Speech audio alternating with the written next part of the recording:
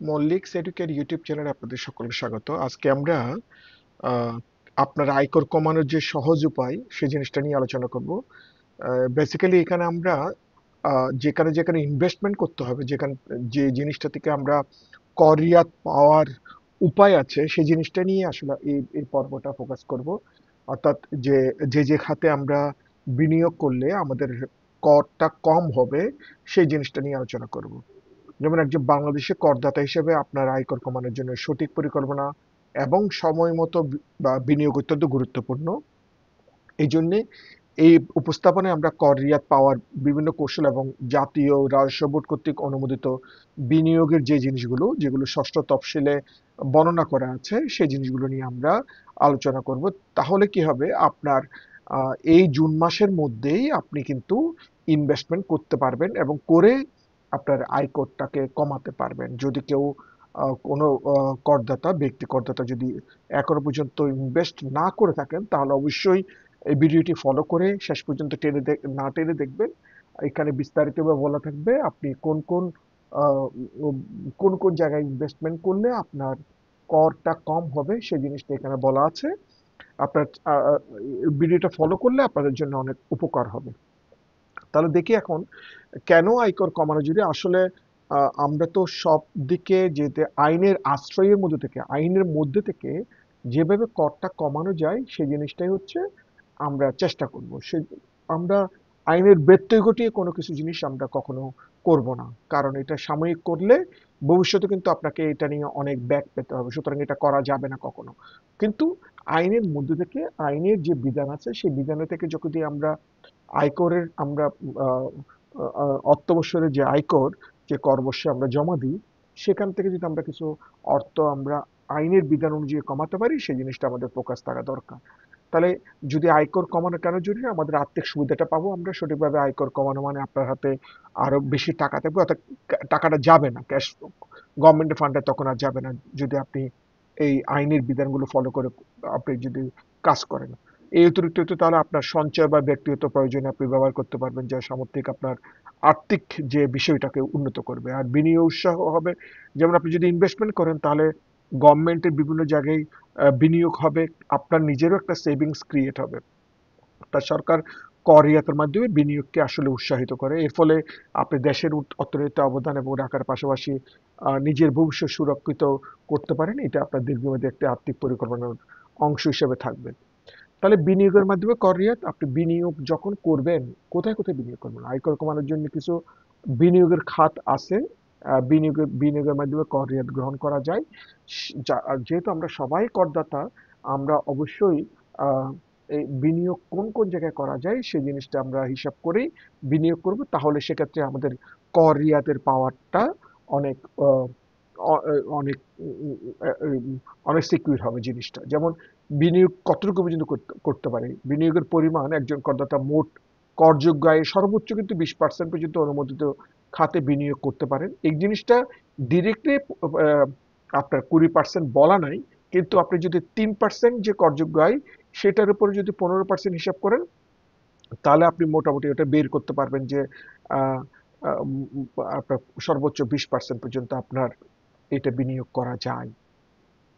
এই সুযোগ আপনাকে আসলে আয়কর কমাতে বিশেষভাবে সাহায্য করবে। যদি আপনি 20% ইনভেস্টমেন্ট করে ফেলেন মোট করযোগ্য আয়ের, তাহলে মোটামুটি আপনি ম্যাক্সিমাম লেভেল যে কর রিয়াত সেটা পেয়ে যাবেন। আর রিয়াতের সীমা আপনার প্রকৃত বিনিয়োগের 15% কর রিয়াত পাওয়া যায়। আপনি যে ইনভেস্টমেন্টটা করবেন, যত টাকাই ইনভেস্টমেন্ট করবেন, তার 15% পর্যন্ত আপনি কর রিয়াত পাবেন। তবে এখানে একটা অঙ্ক আছে, ধারা 78, আপনি মনে রাখবেন। ধারা 78 আমার আগের ভিডিওতে দেওয়া আছে। ধারা 78-এর উপরে কর রিয়াত কিভাবে পাবেন সেই জিনিসটা আরো দেখলে ওখানে কিন্তু আমি আহ আয়কর আইন 2023-এর ধারা সহ উল্লেখ করেছি, আপনারা ওটা দেখে নিতে পারবেন। তাহলে বিনিয়োগের পরিমাণ প্রকৃত বিনিয়োগের উপর 15% পর্যন্ত কর রিয়াত পাবেন এবং সর্বোচ্চ 10 লাখ টাকা পর্যন্ত কর রিয়াত পাওয়ার যোগ্য হবেন। আর রিয়াতের হিসাবটা যেটা ধারা 78-এ বলা আছে সেটা কিভাবে, তিনটি শর্তের মধ্যে যেটি কম হবে সেই অনুযায়ী আপনার কর রিয়াতের পরিমাণটা নির্ধারিত হবে। অর্থাৎ সর্বোচ্চ 10 লাখ টাকা, মোট করযোগ্য আয়ের উপরে 3%। এখানে একটা ব্যাপার আছে আবার, এই 3% এটা আবার কিছু কিছু ক্ষেত্রে কিছু কিছু জিনিস আসবে না, এটা গড়ে 3% না কিন্তু, এখানে আপনাকে মনে রাখতে হবে মোট করযোগ্য আয় মানে সবটা নিয়ে নিলাম তা না। ধরেন আপনার টোটাল মোট করযোগ্য আয় যদি 20 লাখ টাকা হয়, তার মধ্যে যদি সঞ্চয়পত্রের আয় থাকে অথবা ব্যাংক সুদ থাকে, সেগুলো কিন্তু বাদ যাবে। তো সুতরাং মোট করযোগ্য আয় এখানে কিন্তু একটা বিস্তারিত বর্ণনা আছে, যেটা আইনের ধারা 78-এর মধ্যে বর্ণনা করা আছে। আর সর্বোচ্চ বিনিয়োগ হচ্ছে 15%। তাহলে আপনাকে মানে মোটা দাগে আপনাকে 20%, আপনার টোটাল করযোগ্য আয় যা হবে তার 20% যদি আপনি বিনিয়োগ করেন, তাহলে আপনি প্রকৃত বিনিয়োগের যে কর রিয়ারটা ম্যাক্সিমামটা পেয়ে যাবেন। উদাহরণস্বরূপ বলা যায়, যদি আপনার করযোগ্য আয় 10 লাখ টাকা হয়, তাহলে আপনি 2 লাখ টাকা পর্যন্ত ইনভেস্টমেন্ট করে ফেলবেন।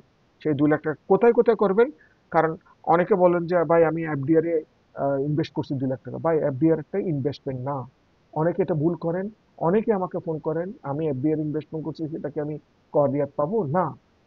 এফডিআরটা কর রিয়াত না। এফডিআর ইনভেস্টমেন্ট করলে আপনি কর রিয়াত পাবেন না। তো সুতরাং আমাকে কোন কোন জায়গায় আইনের বিধান অনুযায়ী সরকার বিনিয়োগ করলে, আপনার দৃষ্টিতে হয়তো এফডিআরটা বিনিয়োগ, কিন্তু সরকারি হিসাব মতে সরকার যে যে জায়গায় আপনাকে বিনিয়োগ করলে কর রিয়াত দিতে বলবে, কর রিয়াত দিবেন, সেই জিনিসটা কিন্তু ষষ্ঠ তফসিলে, আয়কর আইন 2023-এর ষষ্ঠ তফসিলে বিস্তারিত বর্ণনা করা আছে। সুতরাং তাহলে এখন দেখেন, যদি 10 লাখ টাকা করযোগ্য হয়, তার 2 লাখ টাকা হচ্ছে বিনিয়োগ করতে পারবেন। তাহলে আপনি 2 লাখ টাকার উপরে 15%, আমার এখানে যেটা বলা আছে 2 লাখ টাকার উপরে প্রকৃত বিনিয়োগ 15%, তাহলে 2 লাখ টাকার 15% মানে 30,000 টাকা কর রিয়াত হিসেবে পাবেন। আবার যদি 3% হিসাব করি, তাহলে 3% যদি আপনার প্রদেয় কর, ধরেন এটার মধ্যে যদি আপনার প্রদেয় কর 3% হিসাবটা পড়া যাচ্ছে, আমি একটা অঙ্কের মাধ্যমে বুঝিয়ে দিব। আর 10 লাখ টাকার উপর যদি আপনার প্রদেয় কর যদি 72,500 টাকা আসে, তাহলে সেক্ষেত্রে এটা 30,000 টাকা বাদ দিলে 42,500 টাকা তখন আপনাকে কর পরিশোধ করবে। এটা একটা মোটা দাগে এক্সাম্পল। আমরা যখন অঙ্ক করব তখন আমি আরো বিস্তারিতভাবে উপস্থাপন করার চেষ্টা করব। কিন্তু এই ভিডিওটা হচ্ছে কোন কোন জায়গায় কর ইনভেস্টমেন্ট করলে আপনি কর রিয়াত পাবেন, সেটাই ফোকাস করার জন্য এই ভিডিওটা করা। তো সুতরাং তাহলে আমাকে একটা একটা জিনিস কি, আমাকে 20% অবশ্যই বিনিয়োগ করতে হবে। আমার মোট করযোগ্য আয়ের 20% আমাকে বিনিয়োগ করতে হবে। তাহলে কোথায় বিনিয়োগ করব? তাহলে এই বিনিয়োগটা কেন করতে হবে? সময় মতো রিটার্ন দাখিল, কর রিয়াত পাওয়ার জন্য অবশ্যই আয়কর রিটার্ন দাখিল করা একটা অপরিহার্য সত্য। এটি শুধুমাত্র পুরনো করদাতাদের জন্য প্রযোজ্য, যা পূর্বে রিটার্ন দাখিল করেছেন। 30 জনের ভিতরে আপনাকে অবশ্যই ইনভেস্টমেন্ট করতে হবে। আহ, সুতরাং এবং 30শে নভেম্বরের মধ্যে আয়কর রিটার্ন আপনাকে দাখিল করতে হবে। এটা আপনাকে দাখিল করার সময় বিনিয়োগের সকল তথ্য প্রমাণপত্র দিতে হবে। সময় মতো রিটার্ন দাখিল না করলে আপনি কর রিয়াত পাওয়ার সুযোগ হারাবেন। এটা মনে রাখতে হবে। যখন আপনি সময় মতো যদি রিটার্ন দাখিল না করেন, কিন্তু আপনি কর রিয়াতটা আপনি পাবেন না। তাই আপনার বিনিয়োগের পরিকল্পনা করুন এবং সময় মতো রিটার্ন প্রদান করুন। 30 জনের ভিতরে আপনাকে অবশ্যই 30 জনের ভিতরে আপনাকে বিনিয়োগ করতে হবে। কোথায় বিনিয়োগ করবেন? কর রিয়াতের জন্য অনুমোদিত বিনিয়োগের খাতসমূহ জাতীয় রাজস্ব বোর্ড কর্তৃক অনুমোদিত বিভিন্ন খাতে বিনিয়োগ বা দান করলে আপনি কর রিয়াত পেতে পারেন। এখানে কিছু প্রধান খাত উল্লেখ করা হলো, যেমন জীবন বীমা প্রিমিয়াম। আপনি যে লাইফ জীবন বীমা প্রিমিয়াম করেন, সেই জিনিসটা আপনি এটার দিয়ে কিন্তু আপনি কর রিয়াত পেতে পারেন। ডিপোজিট ডিপিএস, যেটা ডিপিএস এর মধ্যে একটা লিমিট আছে 1,20,000 টাকা পর্যন্ত, সেই জিনিসটা আপনাকে, হ্যাঁ, জীবন বীমা প্রিমিয়ামের মধ্যে একটা শর্ত আছে যে মোট পলিসির 10% পর্যন্ত আপনি জীবন বীমা প্রিমিয়াম আপনি কর রিয়াত হিসেবে দাবি করতে পারবেন। সঞ্চয়পত্র একটা নিরাপদ বিনিয়োগ। তাহলে এখানে একটা লিমিট আছে, 5 লক্ষ টাকা পর্যন্ত সঞ্চয়পত্র বিনিয়োগ করলে আপনি কিন্তু কর রিয়াত পাওয়ার যোগ্য হবেন। শেয়ার ডিবেঞ্চার বা মিউচুয়াল ফান্ড, শেয়ারের যে নতুন ইনভেস্টমেন্ট, পুঁজিবাজারে যে তালিকাভুক্ত কোম্পানির মধ্যে প্রতি বছর যে আপনি ইনভেস্টমেন্টটা করেন, সেই টাকাটা আপনি কর রিয়াত হিসেবে বিবেচিত হবে। আর অন্যান্য অনুমোদিত বিনিয়োগ খাতসমূহ, যেমন আমরা যে পিএফ পাই, পিএফ গ্র্যাচুইটি, সেই জিনিসটা আপনি পিএফ গ্র্যাচুইটির চাঁদাটা, সেটা আপনি ইনভেস্টমেন্ট হিসাবে এটাও কাউন্ট করতে পারবেন। জাকাত তহবিল, সরকার অনুমোদিত জাকাত তহবিল, এখানে একটি ব্যাপার আছে, সরকার অনুমোদিত জাকাত তহবিল এবং সরকার অনুমোদিত দাতব্য দান।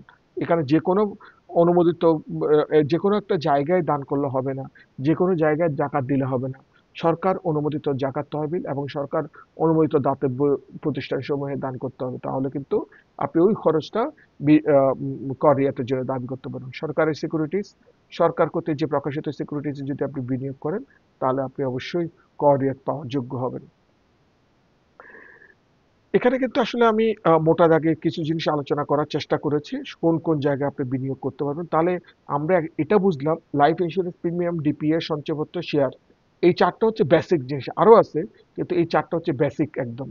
এখানে আর হচ্ছে যদি পিএফ, গ্র্যাচুইটি, জাকাত এবং দাতব্য প্রতিষ্ঠান, সরকারি সিকিউরিটি, এগুলো কিন্তু আপনাকে ইনভেস্টমেন্টের জন্য অবশ্যই 30 দিনের ভিতরে ইনভেস্টমেন্ট করতে হবে। তাহলে বিনিয়োগ অবশ্যই 30 দিনের ভিতরে সম্পন্ন করতে হবে, এবং এই তথ্য রিটার্ন দাখিলের জন্য 30-এর মধ্যে জমা দিতে হবে। নাহলে আপনি বিনিয়োগের যে বিনিয়োগের যে সুবিধাটা সেটা পাবেন না।